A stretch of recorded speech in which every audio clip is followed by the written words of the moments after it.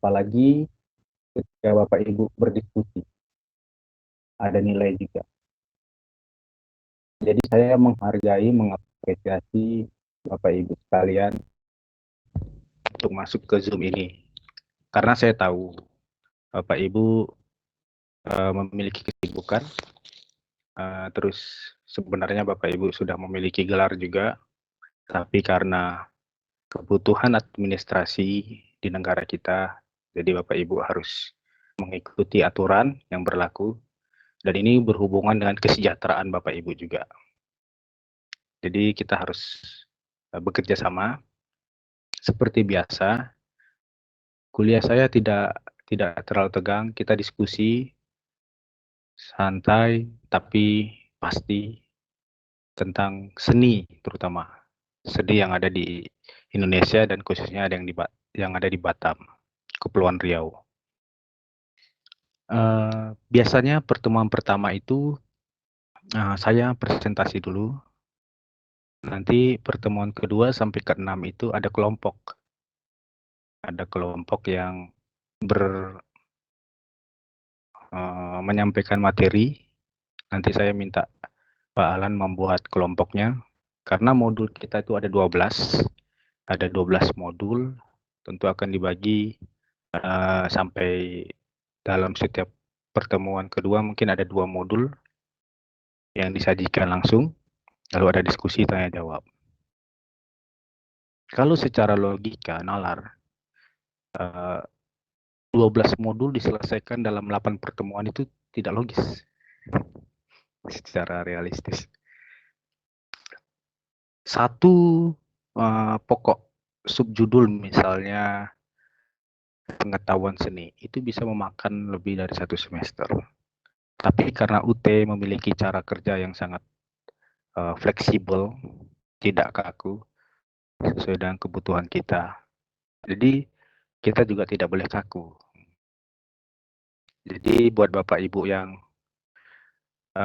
tidak memiliki minat seni misalnya, tidak ada minat tadi Ibu Lena, terus Ibu Novita tadi bingung, terus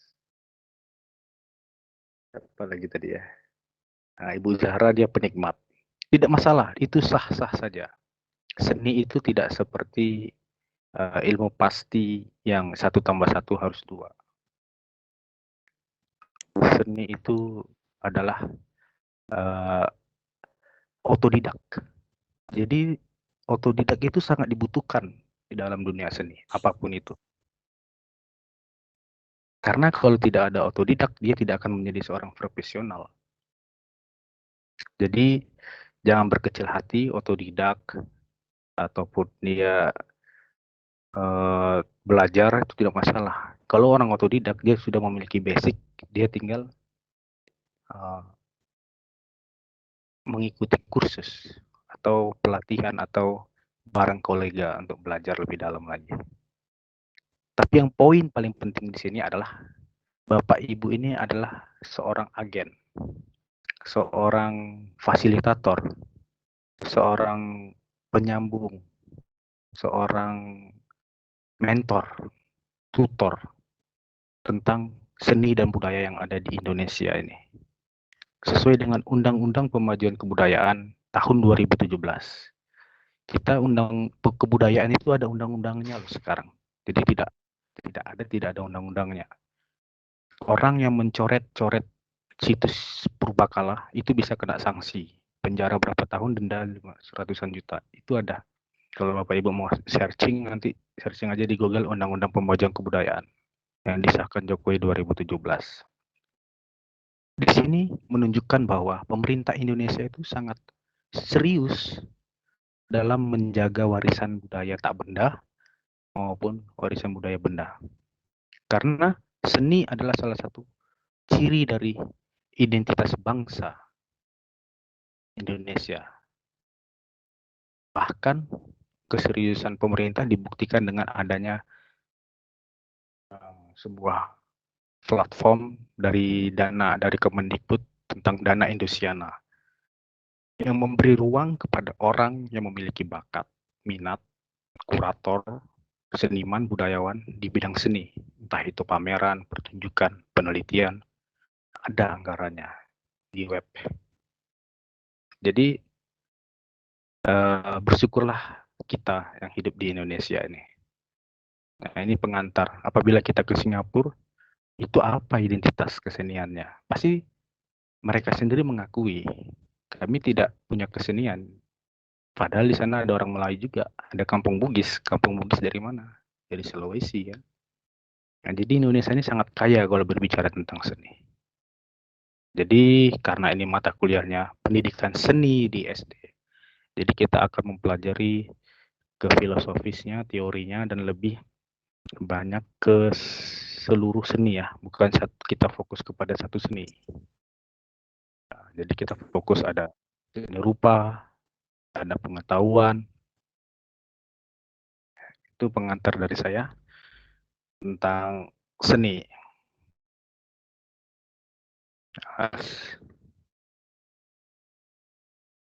Seperti biasa, tugas 1, 2, 3, tugas 1, 35 ya, 135.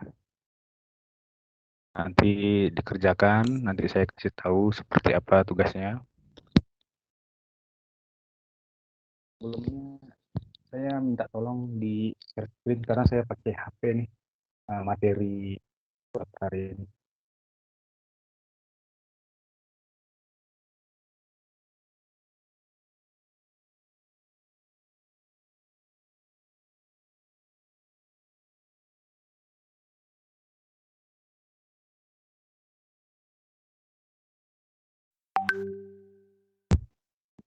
Tolong kepada salah seorang Bapak Ibu untuk naikkan PowerPoint yang saya share di grup. Bentar ya Pak, download dulu. Mohon nanti Pak Ketua di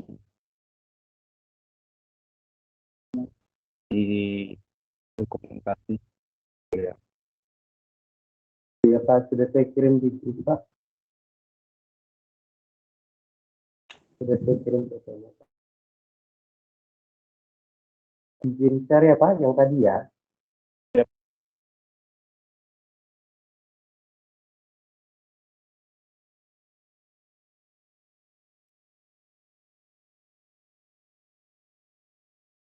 Apakah sudah nampak Pak?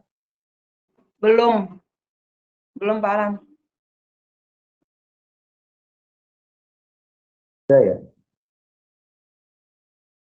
Belum? Oh, sudah Pak. Sudah kelihatan.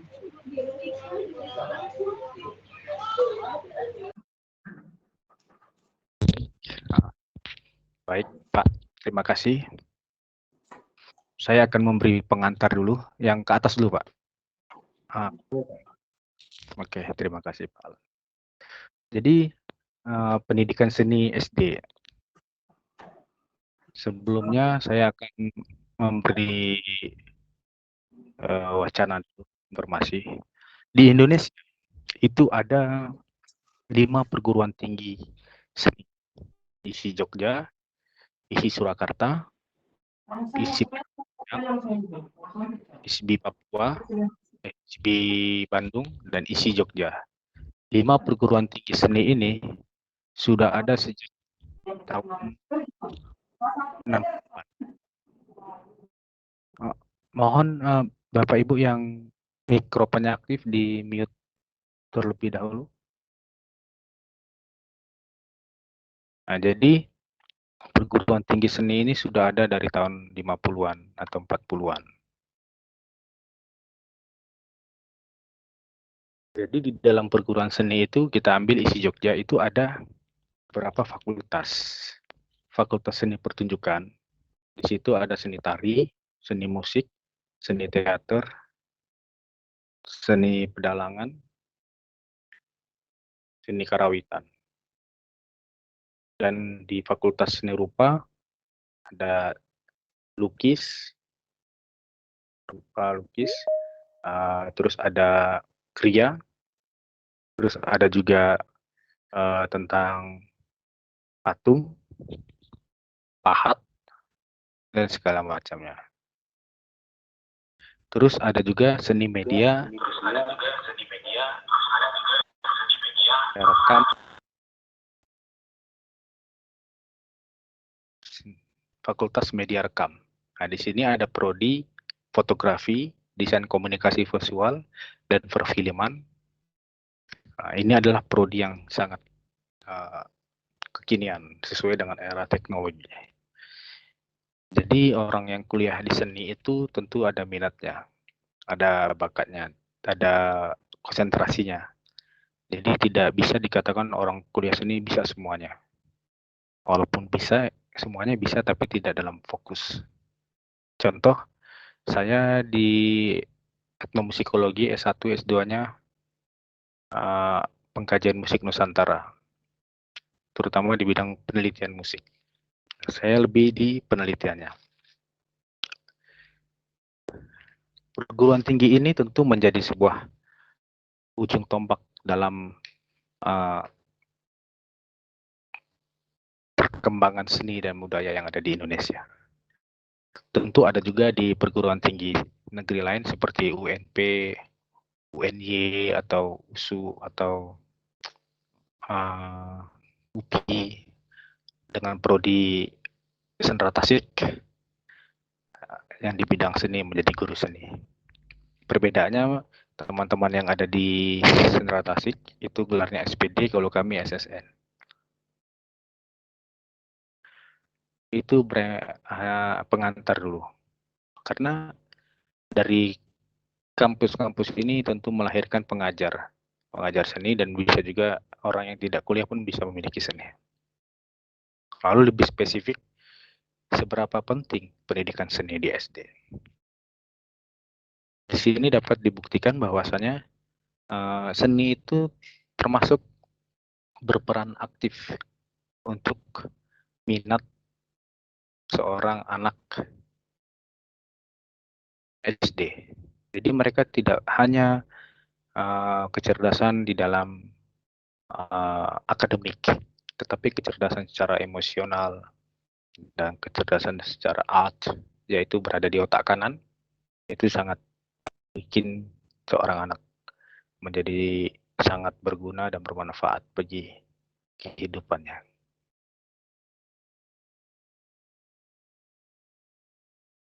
Bahkan tak luput sampai saat ini pun masih banyak orang berpandangan buat apa kita belajar seni, berperan nggak, berfungsi nggak, seni itu hanya sebagai hiburan semata. Wajar, itu pandangan. Memang benar, fungsi seni yang pertama adalah hiburan. Tapi faktanya, seni juga menjadi penting ketika dia ditempatkan sebagai ujung tombak identitas bangsa. Baik, selanjutnya Pak. Slide selanjutnya.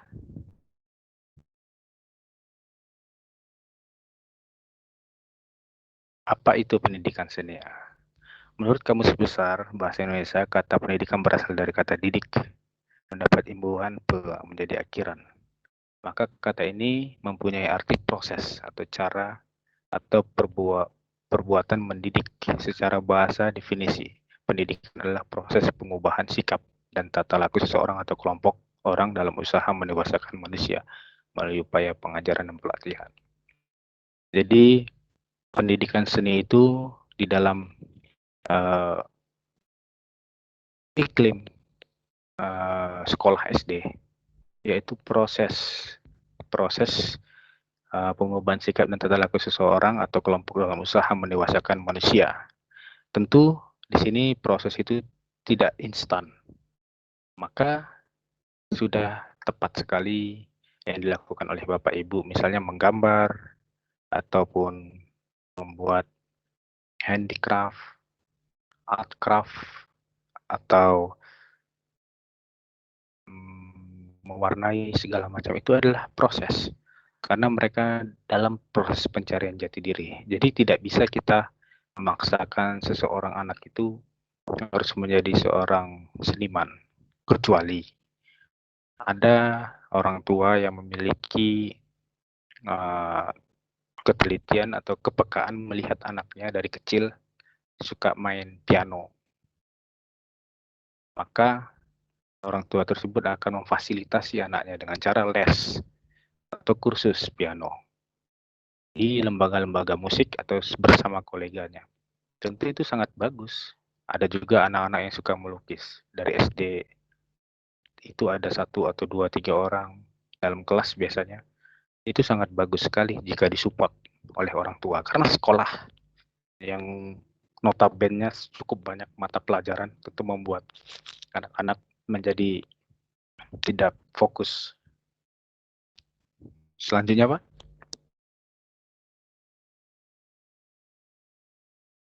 Slide selanjutnya. Oke, jadi tujuan pendidikan seni ialah memunculkan kreativitas dan sensitivitas pada siswa-siswi. Terbentuknya sikap apresiatif, kritis, dan kreatif pada setiap anak didik. Melakukan aktivitas menganalisa, mempraktekkan, dan menilai, baik aktivitas seni anak didik di dalam maupun di luar kelas. Nah, ini adalah tujuan dari pendidikan seni. Tentu ketika seorang anak diberikan tugas oleh seorang guru menggambar, pasti yang terbesit di benaknya adalah menggambar 2 gunung, ada awan, lalu ada mataharinya, ada sawah, ada jalannya. Pasti semuanya seperti itu. Itu anak-anak SD tahun 90-an, pasti kalau mata pelajaran seni itu menggambar gunung, ada awan, terus ada laut, ada perahu. Tapi seiring dengan kemajuan zaman, menggambar sekarang tidak hanya seperti itu. Berbeda. Bahkan lebih keren lagi anak-anak sekarang dengan teknologi noodle atau paint tulis dan segala macamnya. Mereka lebih update karena dipengaruhi oleh teknologi dan perkembangan zaman. Selanjutnya, Pak.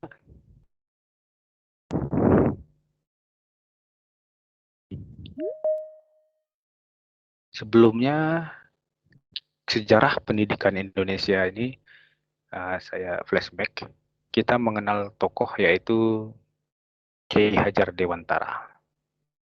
Kiai Hajar Dewantara adalah sosok pendiri Taman Siswa dan sebagainya. Tapi kita lupa ada pula tokoh yang bernama Tan Malaka. Kalau Bapak Ibu ingat cerita orang tua zaman dulu, ada yang mendirikan ada yang sekolah SR, sekolah rakyat. SR itu adalah tokoh pendirinya adalah Tan Malaka. Tan Malaka itu adalah kakak tingkat atau koleganya Soekarno. Saat dia kuliah di Belanda, dia melihat bagaimana orang-orang Indonesia itu tertindas bukan hanya dari God Glory dan gospelnya, tetapi dari dunia pendidikan, dibutakan matanya, buta aksara, supaya bisa lama kita tidak bisa berpikir cerdas. Maka setelah dia pulang dari Belanda, dia balik ke Indonesia dan menjadi guru di Deli Serdang, Medan. Dari buku yang saya baca, dia melihat bagaimana si Tan Malaka ini ada kelas-kelas sosial. Kalau dia keturunan Belanda, dia harus sekolahnya menjadi mandor atau menjadi di atas operator. Sementara kalau dia pribumi, dia hanya boleh menjadi kuli, tidak boleh lebih tinggi dari Belanda. Maka dia mendirikan sekolah yang namanya SR, sekolah rakyat. Sekarang yang menjadi dengan nama SD, sekolah negeri. Jadi ada beberapa sekolah, dan Tan Malaka ini adalah seorang yang menguasai 23 bahasa dan menghafal Al-Quran 30 juz. Dan dia berjuang melalui tulisan. Dan Indonesia pun mengatakan dia PKI. Padahal tidak seutuhnya dia PKI. Itu sedikit sejarah tentang sekolah.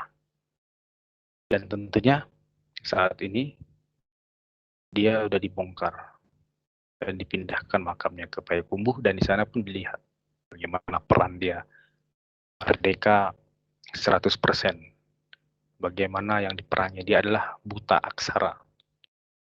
Pada era kolonial Belanda kita itu banyak sekali buta aksara, usia 30 tidak bisa membaca segala macam. Disitulah dia berusaha untuk turun langsung ke lapangan, ke desa-desa. Jadi itu sejarah panjang pendidikan di Indonesia. Jadi salah satu capaian dari pendidikan itulah mensejahterakan kehidupan, menaikkan derajat seorang pendidik maupun peserta didik. Jadi pendidikan itu tidak bisa dipandang sebelah mata. Bahkan generasi-generasi penerus selanjutnya ya adalah anak-anak SD saat ini diajarkan oleh Bapak Ibu sekalian. Jadi capaian pendidikan, guru mampu memanfaatkan pengetahuan dan pengalaman berkarya seni dalam merancang pembelajaran seni di sekolah dasar. Jadi tidak usah terlalu berpikir saya tidak bisa baca notasi balok, saya tidak bisa baca notasi angka. Itu kalau kita bicara notasi balok, itu adalah budaya barat. Saya memang orang Batak tapi besar di Batam. Kalau bicara gondang sebangunan, itu tidak ada pakai notasi balok. Itu pasti belajarnya otodidak. Kalau lebih tepatnya dibilang aural. Dari mulut ke mulut, dipraktekkan langsung. Jadi itulah keunikan musik Indonesia. Belajar kompang misalnya, itu tidak pakai notasi balok, hanya lewat mulut ke mulut. Lalu kalau untuk bisa membaca dibuatlah tulisan notasi. Jadi disitulah keunikan kita. Jadi jangan pernah minder.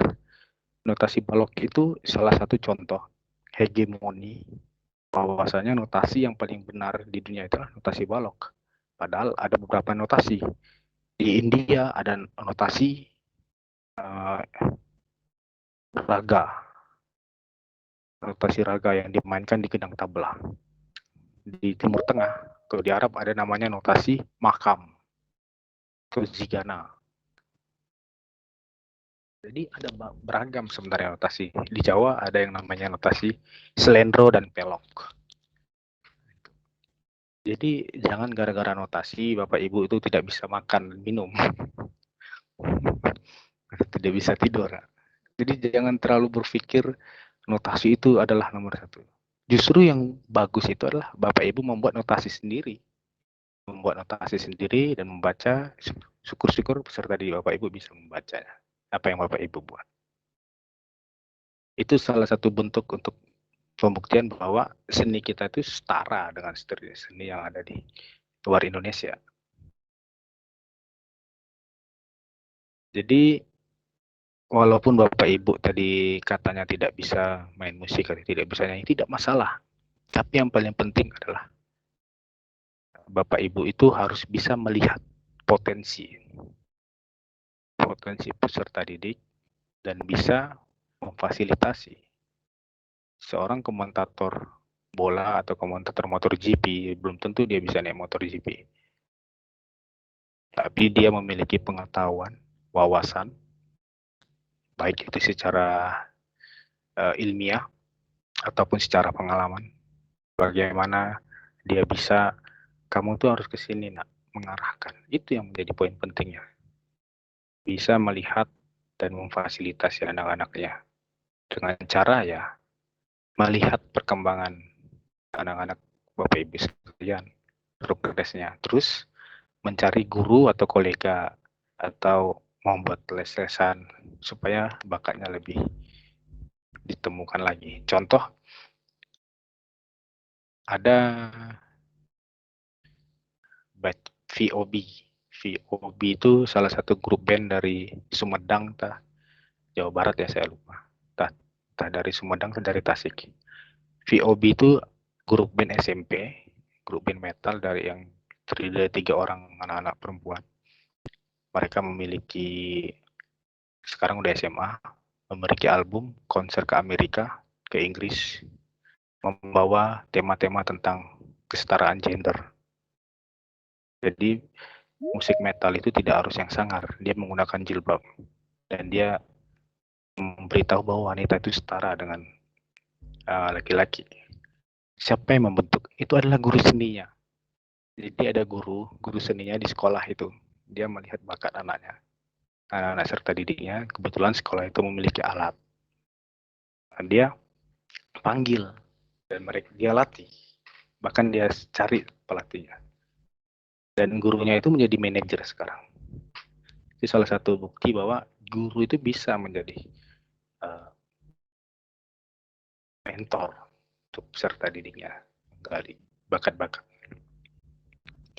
Sampai di sini dulu presentasi saya. Apakah ada pertanyaan dari Bapak Ibu sekalian?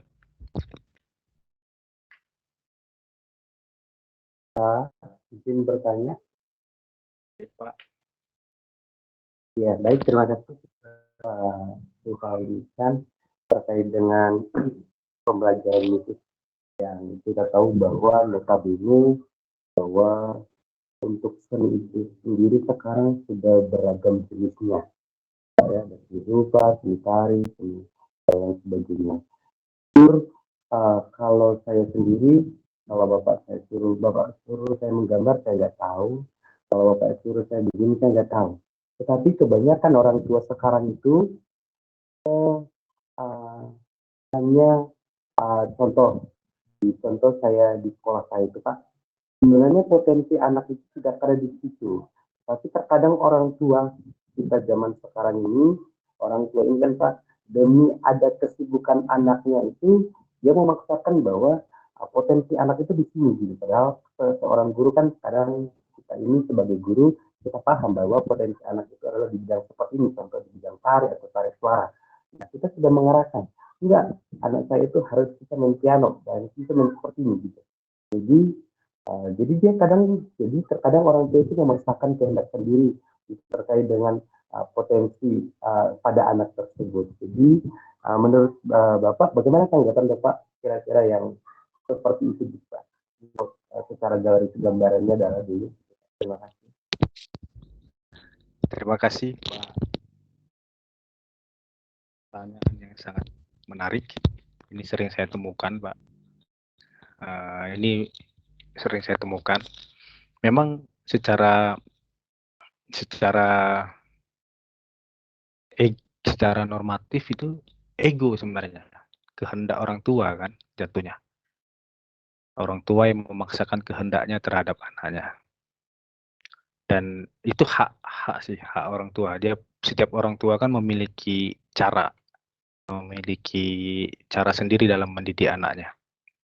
Saya pernah waktu mengajar di Batam di salah satu lembaga kursus, saya kan minat saya di perkusi, saya pemain drum. Jadi ada seorang ibu ini datang membawa anaknya, terus ketemu ke bagian resepsionis dulu kan, baru saya dipanggil ketemu, Pak, ini ada siswa baru, usianya masih 5 tahun kalau nggak salah, dia ingin belajar drum gini. Baik Bu, nggak apa-apa, silakan kita mulai pertemuan pertama.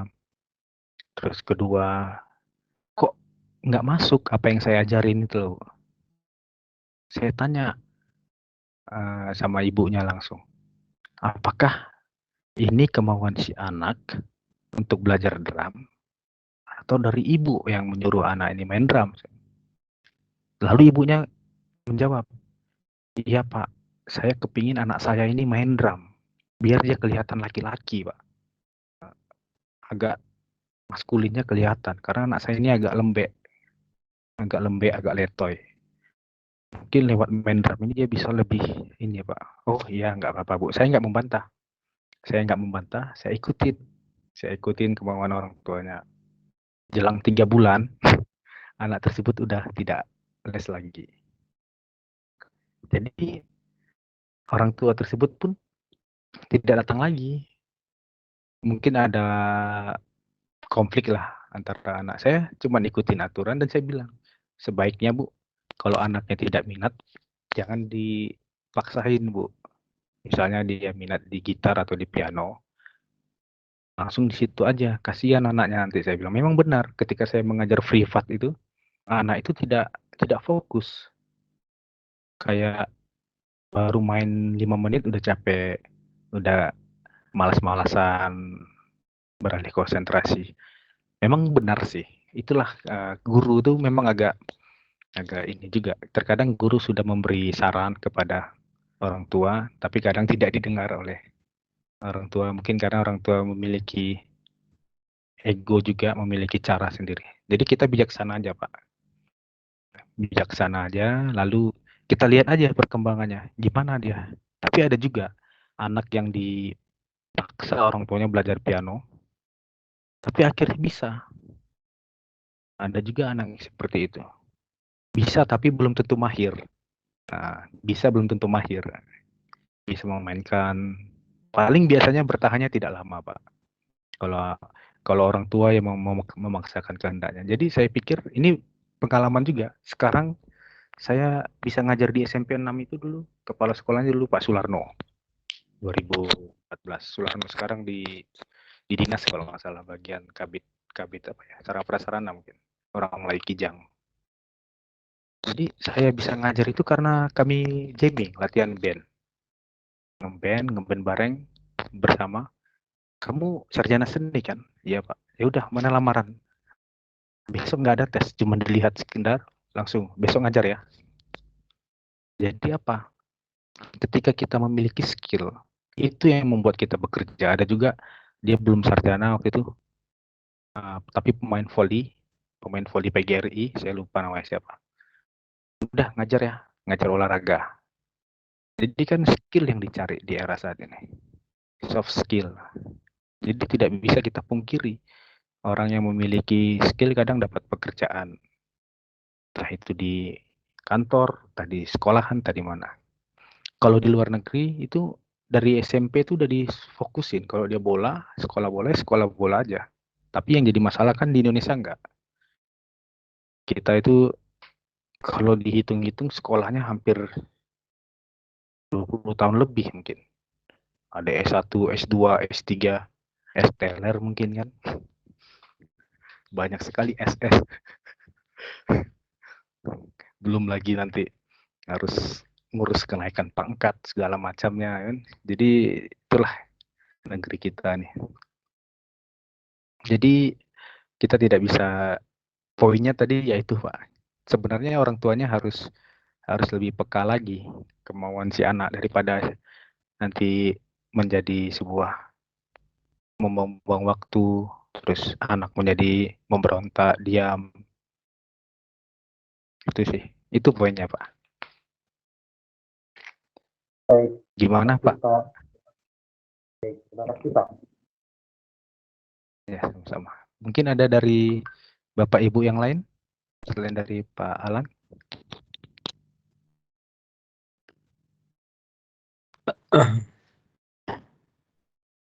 Ingin Pak, saya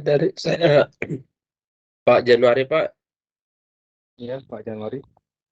Oke Pak, terima kasih untuk kesempatannya Pak. Jadi pembelajaran kita ini kan adalah pendidikan seni di SD.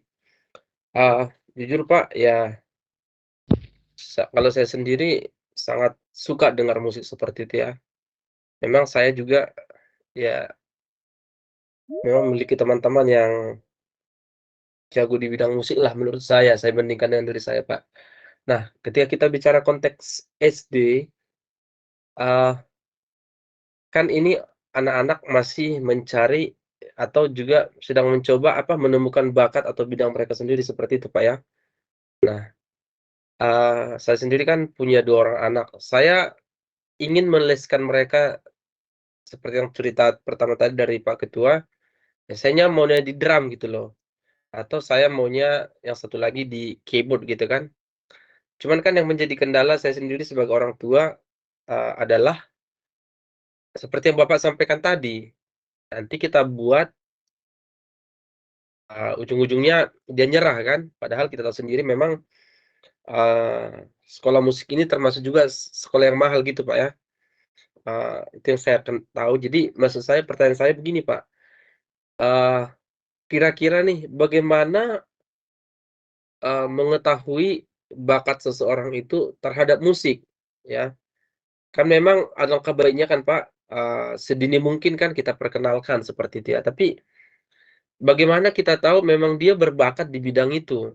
Supaya ketika kita sebagai orang tua mengharapkan sesuatu dengan katakanlah dia mendaftarkan ke, eee, les musik seperti itu. Jadi kita merasa ya anak itu nyaman di situ, tidak menjadi seperti yang tadi Bapak sampaikan malah jadi beban kan. Nah kira-kira bagaimana kita bisa mengetahui bakat anak itu terhadap musik? Karena memang musik ini kan berpengaruh banyak terhadap konsentrasi anak yang saya dapat beberapa sumber sih ini untuk menyeimbangkan otak kiri dan otak kanan katanya seperti itu, Pak. Seperti itu, Pak. Terima kasih. Terima kasih Pak Januari, sangat menarik pertanyaannya. Sebenarnya kalau kita melihat metode dari Barat Pak ya, terutama dari ya kita kan ilmu pengetahuan itu selalu dari Barat pasti yang lebih duluan kan, update. Sebenarnya kita juga nggak ketinggalan jauh, cuman tidak ada tulisannya. Kalau untuk mengetahui bakat musik itu memang harusnya dari yang saya pelajari dari umur 3 tahun, 4 tahun, 5 tahun itu udah bisa, Pak. Ada seorang drummer dia, karena dia ingin anaknya itu memang kehendak, mau nggak mau ya, karena dia seorang drummer, dia kepingin bakatnya turun. Mungkin dari 3 tahun, 4 tahun itu udah diperkenalkan dengan drum-drum mini, Pak. Drum-drum yang mini-mini buat anak-anak. Disuruh bermain bebas tanpa perlu dikasih konsep dulu. Yang penting dia mukul dulu. Senang mukul drum-drum ini. Terus mungkin orang tuanya melihat anak ini nyaman ternyata. Dia eksperimen dulu mungkin, Pak. Ya kalau memang ya sekolah musik itu kuliah, apalagi kursus ya. Kursus itu memang mahal. Tapi sekarang kan teknologi udah canggih, Pak. Bisa saja kita lihat dari YouTube atau dari kolega.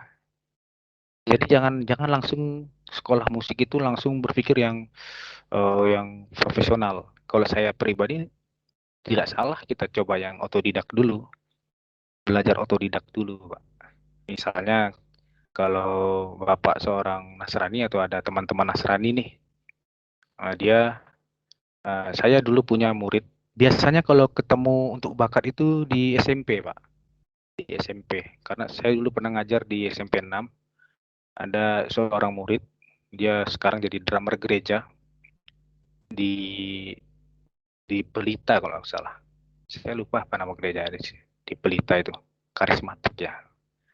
Jadi dia saya kenalkan tentang perkusi dan dia memiliki ketertarikan dari kelas 1 tuh. Dari kelas 1 SMP. Sekarang kelas SMP berarti kelas 7 ya. Dari kelas 7. Jadi ada eskul dulu di SMP 6. Ini eksperimen saya, eskul SMP 6 perkusi. Itu ada 30 orang yang ikut.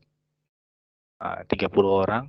Ternyata ada 1 atau 2 anak, tapi yang satu ini yang saya lihat, dia masih bertahan. Kelas 2 pun masih main. Dan kelas 3 ternyata saya dengar dia udah latihan di gereja.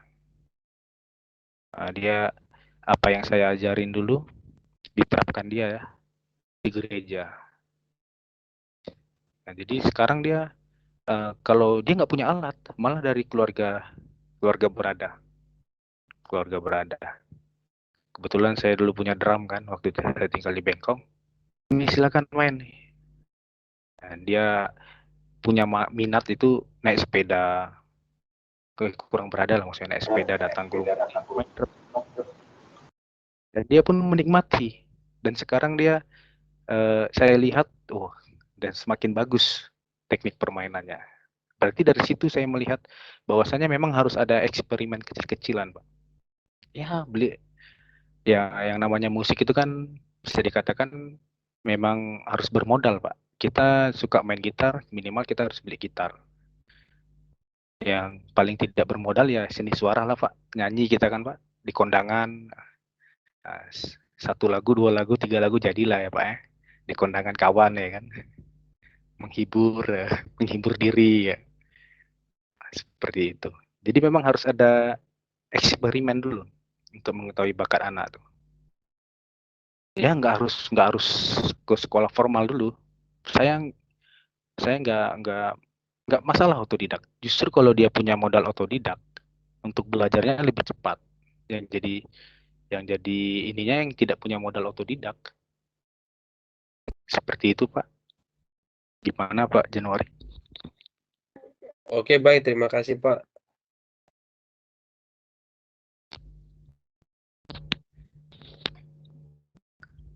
Sampai di sini apakah ada pertanyaan lagi dari Bapak Ibu? Ini berlaku untuk semua seni ya, entah itu seni rupa, entah teater, entah pantomim. Baik, silakan Ibu Mawarni Sibarani.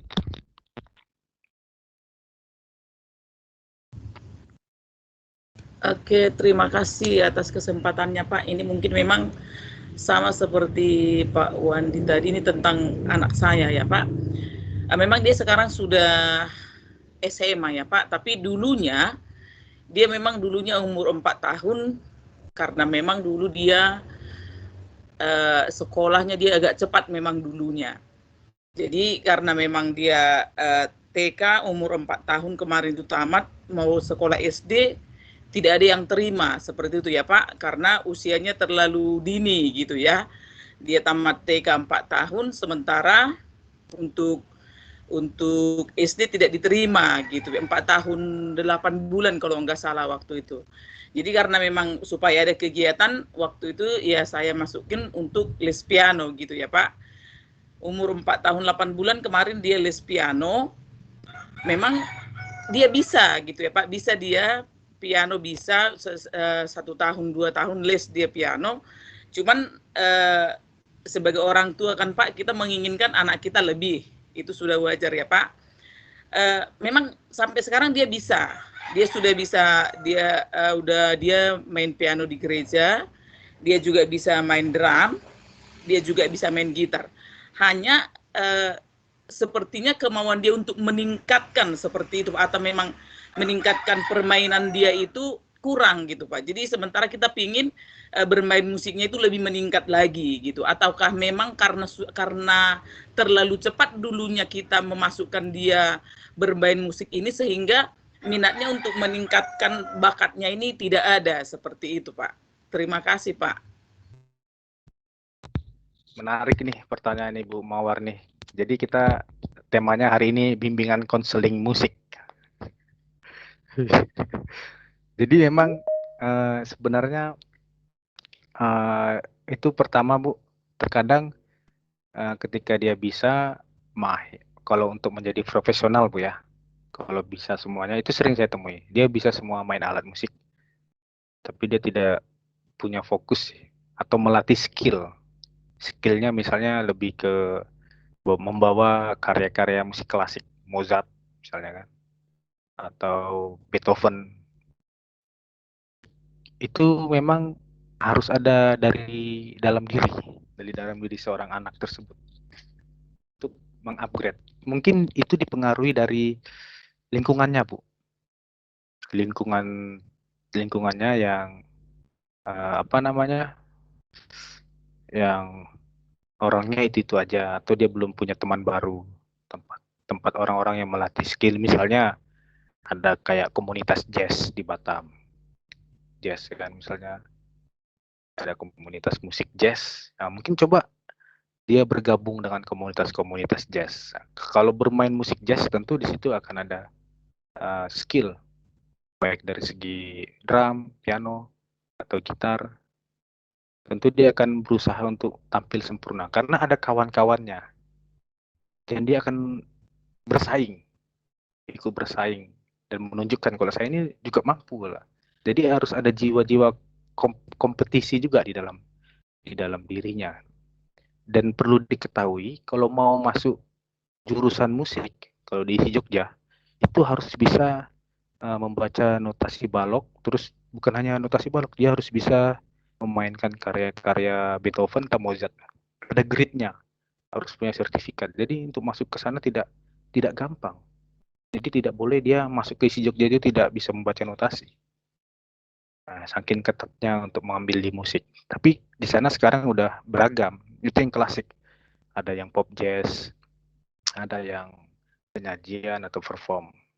Mungkin lingkungannya, Bu, lingkungan komunitasnya. Karena komunitas itu selain kan aku ada karena ada orang yang di sekitarku. Itu kata Antonio Giddens, teori strukturalisme, teori sosial. Aku ada karena ada orang-orang di sekitarku. Secara tidak langsung, identitasku terbentuk dari keluarga, tempat tinggal, masyarakat, dan negara. Jadi, circle permainannya itu berpengaruh juga, Bu. Mungkin dia harus upgrade, berteman dengan orang baru yang memiliki skill yang lebih baik lagi atau mumpuni di atasnya. Karena dia nanti akan ada kayak kebosanan. Ya udah, cuman gini aja kok musik. Ya udah, gini aja, udah selesai. Kecuali memang dia bilang misalnya di SMA, wah, saya mau kuliah musik lah. Saya dulu waktu SMA kan seperti itu. Saya di Al-Azhar Batam dulu. Jadi teman-teman udah kuliah di sana, di sini. Saya bingung karena saya suka main band kan. Saya punya grup band dulu. Genrenya kayak Linkin Park, kayak Limp Bizkit, nge-rap gitu, ngerok lah. Saya bilang sama ibu saya mau kuliah seni lah, seni musik lah. Ya udah, kuliah lah. Saya nggak tahu mau jadi apa, yang penting saya harus kuliah musik karena saya kepingin kuliah musik, saya bilang. Itu aja sih. Dan alhamdulillah ketemu di si Solo. Jadi memang harus dari kemauan si anak. Kita tidak bisa memaksakan dia untuk kuliah atau untuk mumpuni, tapi biasanya ada tanggung jawab biasanya. Ada rasa curious, lebih tepatnya rasa ingin tahu. Kalau seseorang mempunyai rasa ingin tahu, pasti dia akan mencari tahu. Tapi tidak hanya sekedar mencari tahu, mempelajari sampai menguasai dan mumpuni. Biasanya seperti itu. Itu saja, Ibu.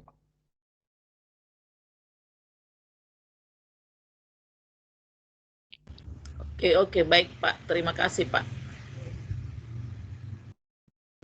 Pak. Ya. Halo. Pak. Ya, Pak Ihsan. Izin Pak Iksan. Ini Pak James. Saya sambil sambil jalan pulang ya Pak. Maaf ya Pak kalau saya sedang OTW juga mengikuti Zoom ini Pak. Maaf ya Pak. Ya Bu, nggak apa-apa Bu. Silakan Pak James. Baik, terima kasih Pak. Ini masih juga berhubungan dengan anak ya Pak ya. Bukan menanggapi dan juga bukan memberikan pertanyaan, cuman mungkin hampir sama juga berhubungan dengan pertanyaan Pak Januari, masih berhubungan dengan anak. Namanya kita orang tua Pak, kita orang tua itu kan pengen memberikan yang terbaik nih untuk anak. Salah satunya memberikan les tambahan khususnya di bidang musik seperti itu Pak. Cuman kadang kita orang tua ini dilema. Kenapa saya katakan dilema? Karena bakat anak ini tidak sesuai dengan apa yang kita harapkan. Misalnya ya saya sendiri nih Pak pribadi, saya pengen nih anak saya itu pengen tahu salah satu alat musik, contohnya keyboard seperti itu Pak. Dan ketepatan juga tetangga saya punya tetangga yang pekerjaannya itu adalah guru les musik, khusus les musik. Dan sampai saya bicara sama guru les musik itu supaya dia langsung bicara ke anak saya, dan sudah diajak untuk ikut les musik di rumahnya.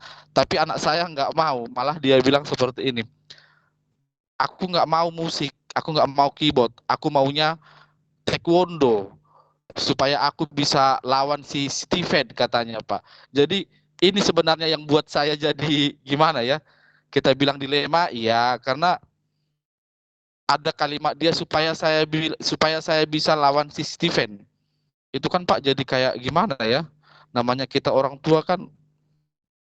Oke lah, kalau nggak ada pertanyaan dia seperti itu, mungkin saya mau mengizinkan untuk masuk ke taekwondo, kan gitu Pak. Cuman karena ada kalimat dia supaya saya bisa lawan si Steven, ya jujur aja Pak, saya nggak berani.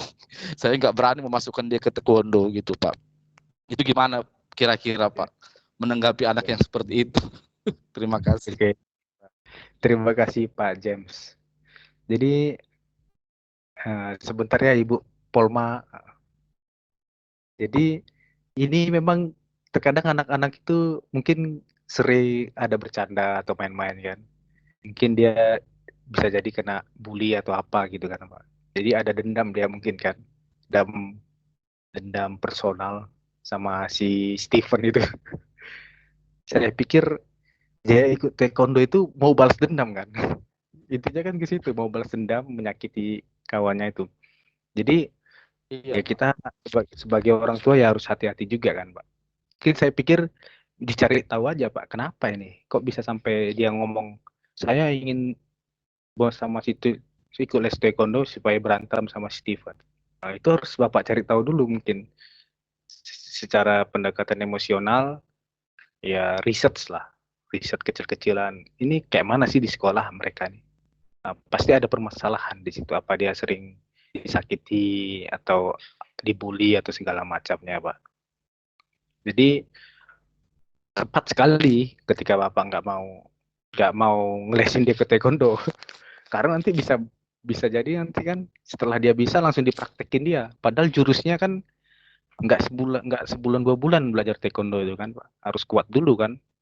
Kuda-kudanya segala macamnya. Ya mungkin Bapak harus ini sih menurut saya tanya wali kelasnya atau cari tahu dulu apa sih masalahnya, kenapa dia sampai menyatakan seperti itu. Itu saja Pak dari saya. oke, thank you Pak. Terima kasih Pak James. Selanjutnya Ibu Polma. Silakan Ibu Polma. Terima kasih Pak buat kesempatannya. Seperti yang kita tahu, kesenian itu merupakan keindahan dan kesenangan ya Pak. Nah, dari kata kesenangan itu saya memang senang untuk menari gitu ya. Nah, dari kesenangan itu mungkin dilihat oleh pemimpin di sekolah, disuruh jadi memimpin ekstrakurikuler dance. Nah, yang menjadi pertanyaan saya itu kan ada dilema juga sih. Pertama, anaknya disuruh dance, ada yang nggak mau, tapi itu karena paksaan orang tua seperti pertanyaan teman-teman tadi. Nah, yang kedua itu untuk anak laki-laki gitu ya Pak. Yang saya hadapi itu kalau misalnya anak laki-laki itu dance, banyak pertentangan yang mengatakan seperti ini. Janganlah dia ikut dance, nanti dia jadi gemoy gitu, kayak lebay gitu. Jadi saya seorang guru ekstrakurikuler dance menggabungkan sih kayak kreasi musiknya. Namun beberapa teman-teman dan rekan-rekan bilang, aduh janganlah ikut anak laki-laki untuk dance gitu. Gimana ya Pak, itu jadi kayak dilema bagi saya. Menurut Bapak gimana ya? Saja Pak, terima kasih. Ya, terima kasih Bu Polma. Ini pertanyaan yang sering dilontarkan juga dari teman-teman sebelumnya yang masuk kelas saya. Ada yang bilang kayak banci lah, kayak itulah. Kalau nari itu, apalagi lah tari-tari tradisi, kalau nari itu identik dengan banci ya. Tadi menarik tuh, ada yang namanya Pak, siapa tadi dia? Yang silat tadi ya, Pak Muhammad Darwis. Padahal kalau kita lihat tarian-tarian Melayu atau randai dari Minangkabau itu gerakannya kayak silat loh. Gerakan maskulin, tidak gemoy atau tidak melambai. Dan bahkan tarian-tarian Zapin atau tarian-tarian Melayu persembahan itu yang laki-lakinya yang bertanda kan tegas gerakannya, tangannya apanya tidak seperti gemoy.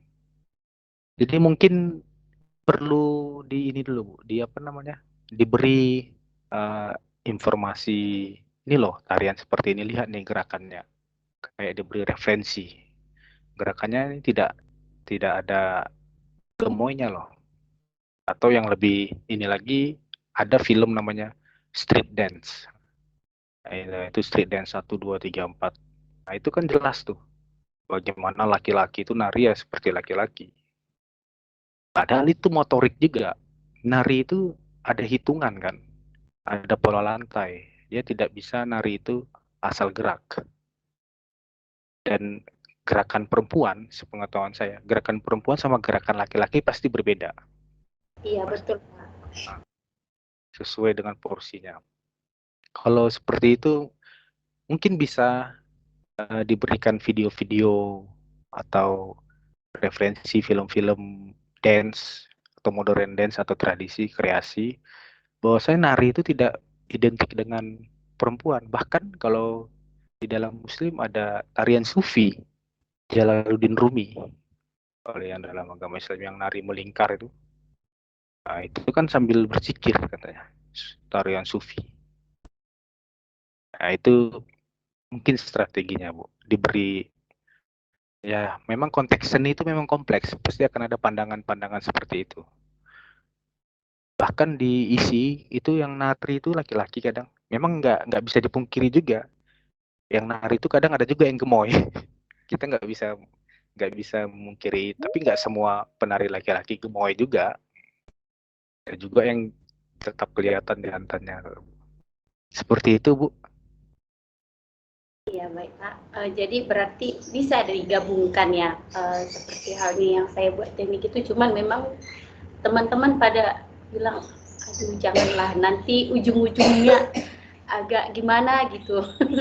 Jadi kayak ada feminim-feminimnya yang anak-anak itu jadi terlatih seperti itu, gitu sih. Menurut para rekan-rekan sampaikan, makanya saya tetap menyeimbangkan sih. Ada saya buat musiknya untuk laki-laki, kadang saya mix, saya edit untuk ceweknya dulu yang maju, baru cowoknya, seperti itu saya buat, Pak. Cuman ya itulah masukan-masukan dari teman-teman yang saya alami gitu. Itu aja, Pak. Terima kasih juga buat bimbingannya. Ya, saya ingin menambahkan sedikit, Bu. Itu ada di joget dangkong, tradisi joget dangkong Melayu itu berpasang-pasangan tuh, yang laki-laki perempuan. Lagu-lagu, misalnya ada acara di Melayu kan rentak joget tuh, namanya misalnya belamba, joget lamba, jadi berpasang-pasangan menggunakan irama 6/8. Nah, itu tidak di Melayu juga ada kok laki-laki yang menari, cuman ya mungkin ada beberapa guru yang tidak bisa menerima. Ya itu perlu strategi tersendiri lah dari teman-teman memahaminya. Terima kasih Ibu Polma. Selanjutnya dari Ibu yang melambaikan tangan terakhir, siapa Ibu? Saya, Pak. Bu Hedi, Pak. Bu Edi ya, Bu. Iya, Pak. Gimana, Maaf, Bu? Pak, saya sambil jalan. Iya, saya mau sedikit bertanya, atau Bapak bisa memberikan trik ataukah tolong buat saya dalam mendidik siswa atau mengajarkan seni di dalam kelas terhadap siswa-siswi, karena bagaimana kita bisa trik-triknya untuk membuat anak itu tertarik ke dunia seni. Ada sebagian siswa saya itu, Pak, memang senang sekali seni. Mau seni apa aja dia senang. Nah, ada sebagian anak mau apapun itu, seni apapun yang kita tampilkan, dia hanya melempem aja. Nah, itu yang saya belum bisa memecahkan masalahnya. Bagaimana ya membangkitkan semangat daripada anak ini ya untuk cinta seni gitu ya. Kan nggak mungkin juga hidup ini kalau tak ada seni itu nggak enak ya, Pak ya. Mau apapun itu, sekalipun kita tidak melakukan seni itu sendiri, mau seni apapun, tapi kalau tidak ada seni itu sangatnya rasanya gersang sekali menurut saya, karena saya memang hobi seni termasuk juga anak-anak saya juga secara otodidak, anak saya pribadi ya, anak saya sendiri secara otodidak juga itu mempelajari seni, baik itu di musik drum ataupun di gitar akustik ya. Jadi mereka nggak tahu ya, anak-anak sekarang tuh, saya pun bingung juga, nggak kita kursuskan, nggak seperti apa, tapi mereka bisa aja, sehingga mereka bisa, maaf Pak, karena saya kan Nasrani, anak-anak bisa mengambil pelayanan di gereja dengan berbagai macam bidang musik gitu kan. Jadi cuma saya supaya mereka bagus, kamu ambil kursus aja, nggak perlulah, gampang kok belajarnya, banyak YouTube, banyak ini, yang penting kita senang. Itu anak saya itu, jadi secara otodidak dia mempelajari semua. Cuma saya ingin seperti itulah anak-anak di dalam kelas saya, sehingga ketika nanti ada contohnya O2SN, ya ada pertandingan gitu ya, saya bisa membawa anak-anak ini gitu ya, untuk melatihnya, membawa anak-anak ini untuk bisa ikutlah baik bertanding seperti itu. Jadi karena kan Pak, sayang rasa saya Pak, karena di anak-anaknya kenapa ya, sukanya nontonnya filmnya ya, atau main game atau main apa, tapi musik nggak bisa. Bagaimana mendongkrak mereka itu supaya bisa punya kemauan untuk cinta dengan musik apalah. Karena saya hobi menggambar Pak, saya hobi melukis, saya juga hobi suka dengan kriya. Saya paling suka dengan kriya, ngajarkan anak-anak kriya, paling senang itu dari barang-barang bekas. Karena itu nanti kalau saya bikin tas atau apapun nanti buat anak-anak itu untuk dia bawa, dia tunjukin sama orang tuanya, saya senang. Karena saya rasa saya orangnya seorang ibu yang sangat sayang sekali dengan membuang barang-barang ya Pak. Jadi sangat sayang sekali kalau ada apa plastik atau bagaimana, pasti saya simpan, saya kumpul-kumpul, saya simpanin sampai banyak, nanti suatu saat saya akan bikin kriya dengan barang itu. Jadi yang saya minta tolong ke Bapak ya, pendapat hari ini solusinya bagaimana ya kita mendongkrak atau membuat motivasi terhadap anak di dalam kelas mencintai musik maupun musik apa saja, seni lah gitu, musik seni, bukan hanya musik, seni. Terima kasih Pak. Terima kasih Ibu Hedi. Kasus seperti ini memang sering terjadi. Tapi saya yakin pasti di dalam Zoom ini yang terdiri dari 28 orang pasti punya trik. Bagaimana menanggapi kasusnya Ibu Hedi. Nah, itu nanti kita bahas. Mungkin ada di perkuliahan selanjutnya. Kalau saya pribadi, Bu, ini pengalaman saya mengajar, Ya, Pak. saya itu tidak terlalu, memang benar, nggak semuanya pasti akan suka di bidang seni tertentu. Pasti ada beberapa hal. Jadi ini terkait dengan metode. Metode pembelajarannya mungkin bisa saja Ibu mencoba dengan, karena tadi anak-anak sekarang hobinya memang main game sama menonton. Mungkin yang pertama tuh apresiasi. Nanti ada tuh pada bagian tertentu di modul tentang membahas apresiasi. Memutarkan film-film tentang kesenian. Jadi tidak hanya dalam mata pelajaran seni itu tidak hanya praktek. Kalau di sekolah kita punya infokus ya, punya layar atau ada ruangan tertentu, pakai sound yang besar. Iya, Pak. Nah, kita bawa anak-anak ke situ untuk menonton film kesenian secara tidak langsung. Tapi Pak, Walaupun mereka tidak, tapi menambah inspirasi mereka. maaf ya Pak. Pertama. Iya, Ya. ya baik Pak. Memang masalahnya metode ya Pak ya, metode pengajaran di bidang seni. Nah, memang di situ.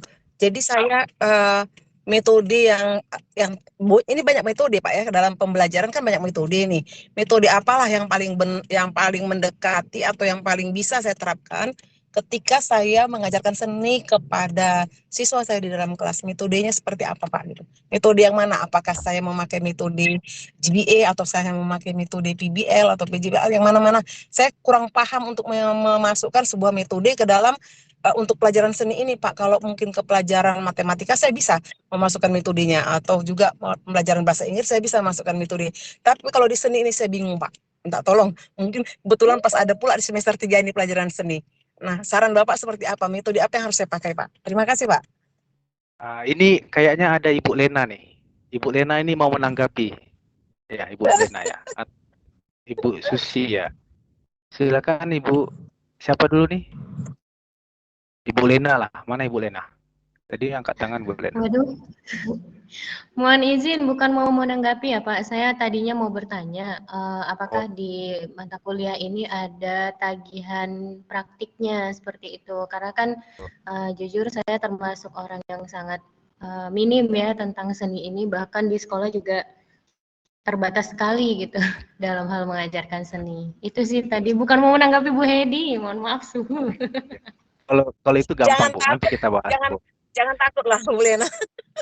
Saya hanya minta metode. Saya boleh Pak menanggapi Bu Hedi?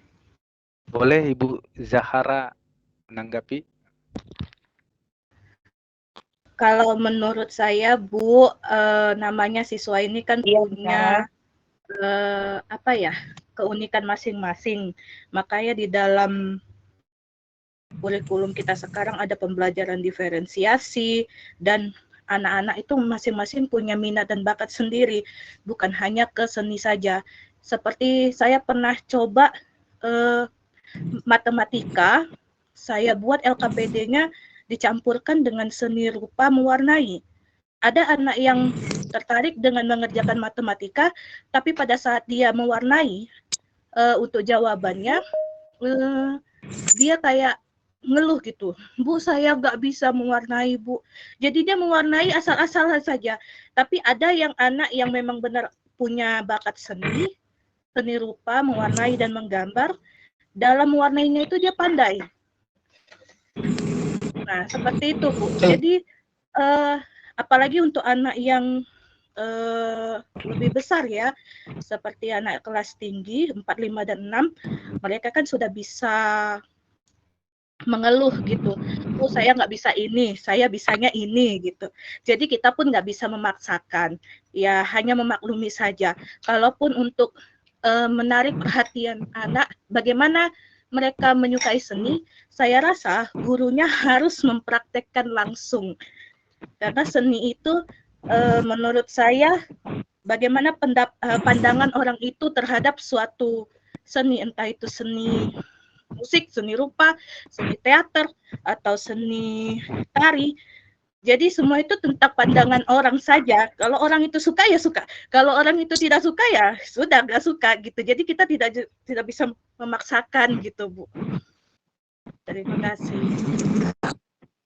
Baik Bu Jahara, kalau pelajaran berdiferensiasi memang kita terapkan. Jadi sebelum kita ngajar juga kan kita sudah kasih tahu sebelum awal pelajaran, kita kan sudah buat juga apa namanya itu assessment diagnostik ya, untuk mengumpulkan di mana non konektif atau juga konektifnya. Jadi sehingga kita bisa melihat anak-anak yang di mana minat bakat dia ya semuanya. Tapi ketika kita membuatkan pertanyaan di diagnostik non konektif itu tadi, dia menyukai gitu. Saya suka bernyanyi, saya suka ini, saya suka ini. Nah, ketika kita masukkan ke dalam pembelajaran, loh anak yang tadi yang bilang suka kok jadi larinya kemana-mana ya. Jadi, nah saya kadang-kadang masalahnya timbulnya di situ ya. Jadi makanya kenapa ada seperti ini? Apakah saya salah meletakkan pertanyaan diagnostiknya pertama ya? Saya pikirkan, padahal itu kan ada non konektif sama konektif kan. Jadi kok bisa begini ya? Nah, itu kajian saya sekarang Pak. Jadi sehingga kebetulan saya masuk di sini, kita masuk pelajaran ini, kuliah ini. Kalau bisa sih ada pencerahan dari Bapak sehingga kajian saya itu bisa terselesaikan gitu Pak ya. Jadi Bapak membantu sedikit di tugas-tugas saya. Terima kasih Bapak. Mungkin Ibu Susiyanti, silakan Ibu Susi menanggapi atau menambah permasalahan.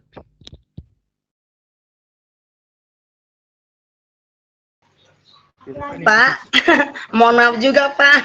Saya juga mau bertanya Pak, mau menambah permasalahan sebenarnya Pak, bukan mau menanggapi Pak. Silakan Ibu.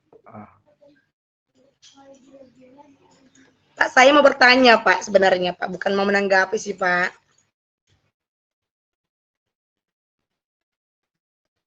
Oh ya udah, saya selesaikan dulu pertanyaan Ibu Hedi tadi ya. Sebenarnya Bu, kalau pengalaman saya, kalau karena saya memang pernah di SD ya, SMP saya Bu. Ya Pak. Saya kemarin saya nggak tahu itu pakai metode apa. Sebelum MBKM hadir, ada ya di SMP budaya, ya, namanya Solo Al. Ini trik saya.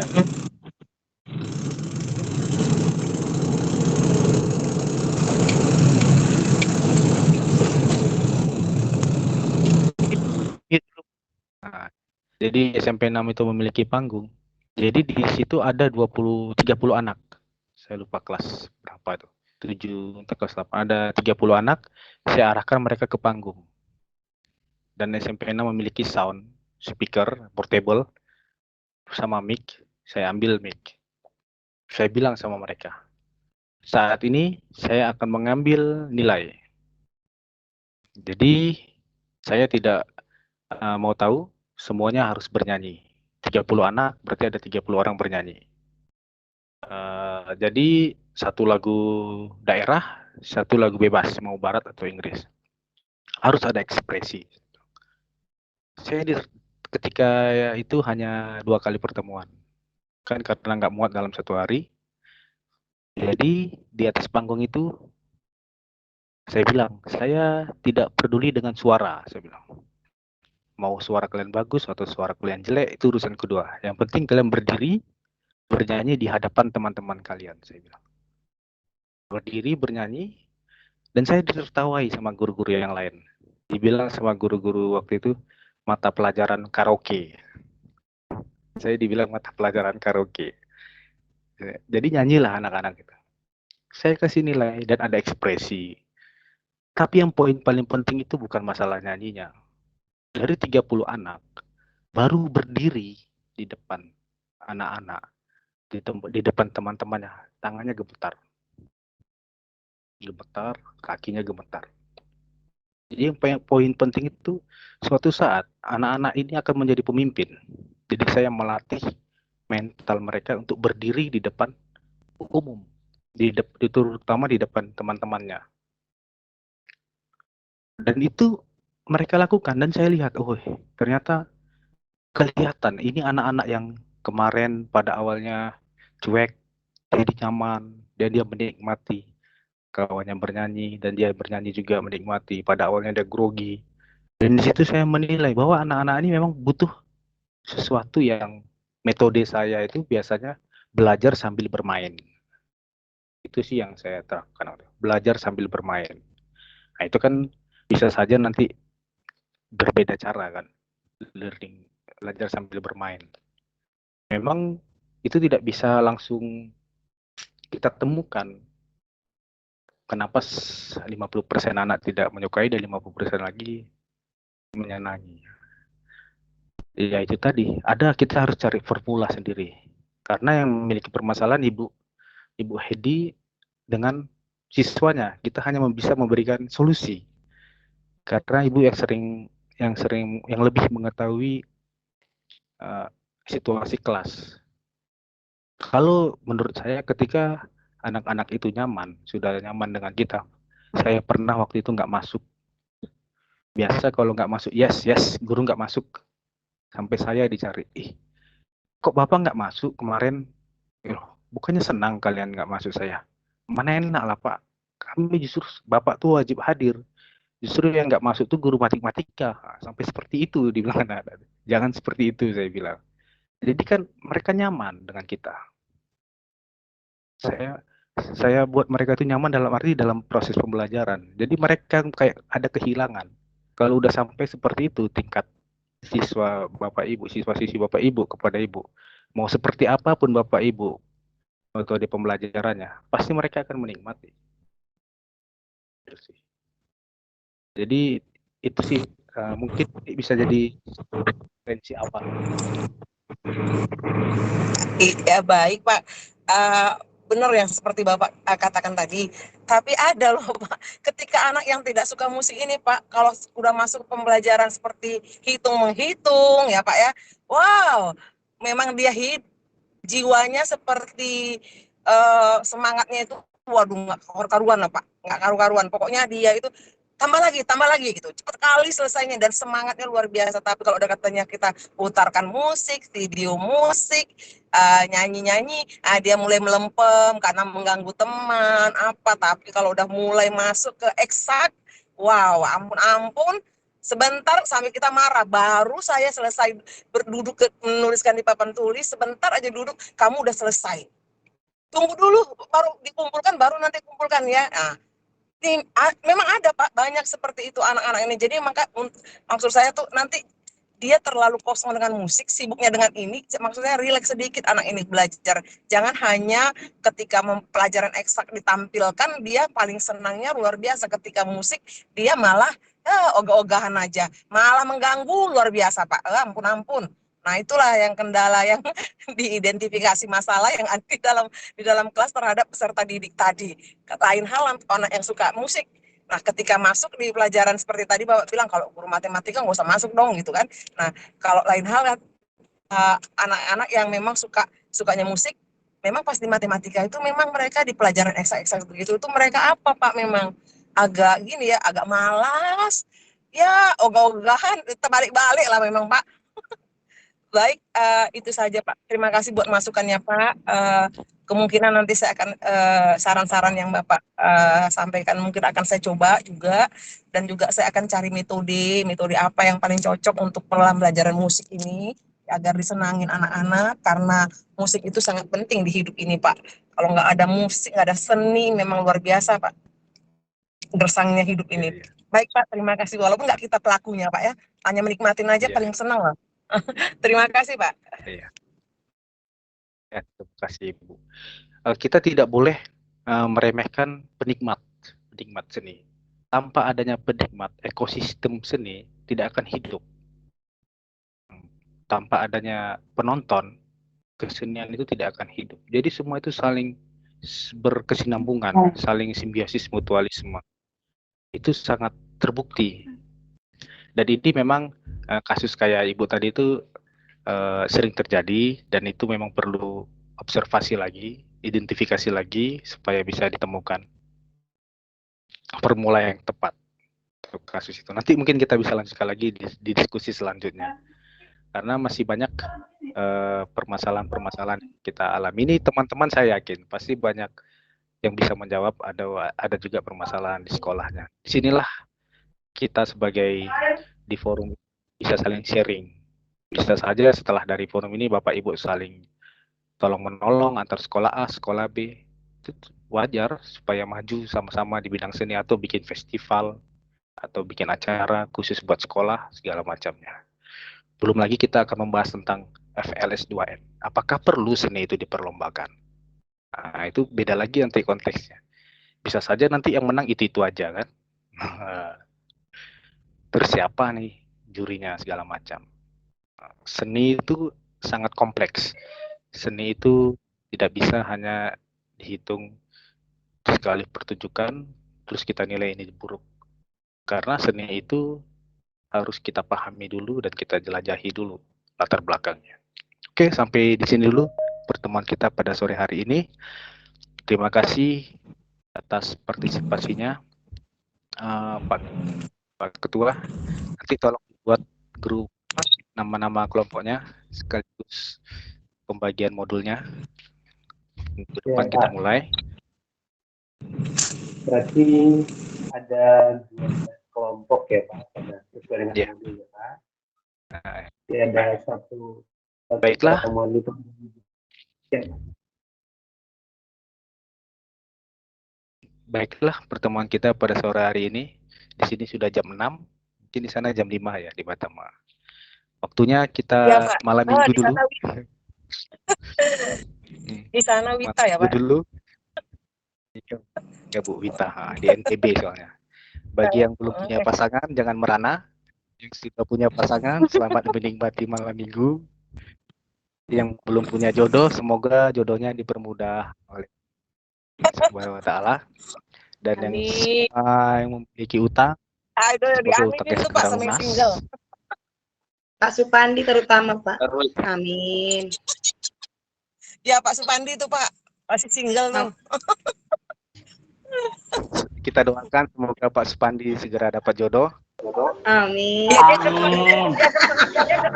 Supandi amin. Darman juga Pak didoakan Pak. Jangan main-main ke pasar jodoh pula Pak. Supandi kesan musik. Baiklah. Kalau ada kata yang salah, saya minta maaf. Semoga bermanfaat buat kita semua. Saya akhiri pertemuan kita pada sore hari ini. Wabillahi taufiq wal hidayah. Wassalamualaikum warahmatullahi wabarakatuh. Waalaikumsalam. Selamat sore. Selamat sore Pak. Terima kasih banyak ya Pak. Banyak. Beneran, Mami.